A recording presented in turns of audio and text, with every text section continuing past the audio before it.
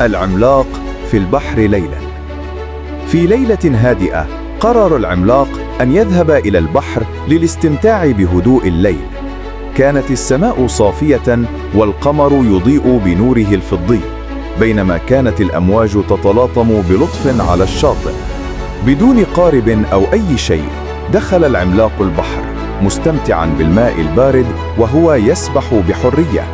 بينما كان يغوص في الماء شعر بشيء غريب يتحرك بالقرب منه.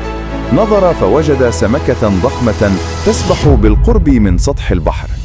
كانت السمكة كبيرة جدا ومثيرة للاهتمام، فقرر العملاق أن يمسك بها.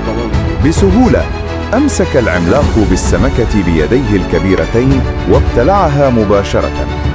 كانت السمكة لذيذة جدا وشعر العملاق بالشبع التام.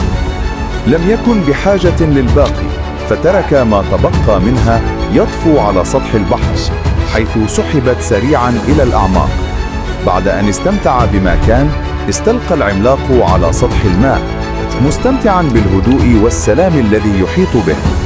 كانت الأمواج تداعب جسده الضخم، بينما كان القمر يضيء السماء، مما جعل كل شيء حوله يبدو هادئا وكأن الزمن توقف.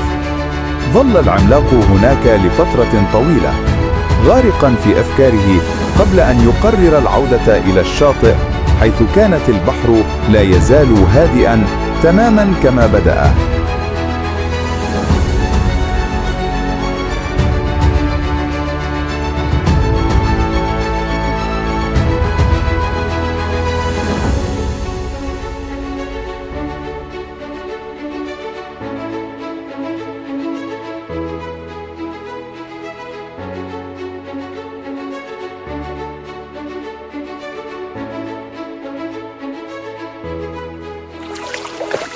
Kolla inte här just nu. Mila, man change, jag ser det.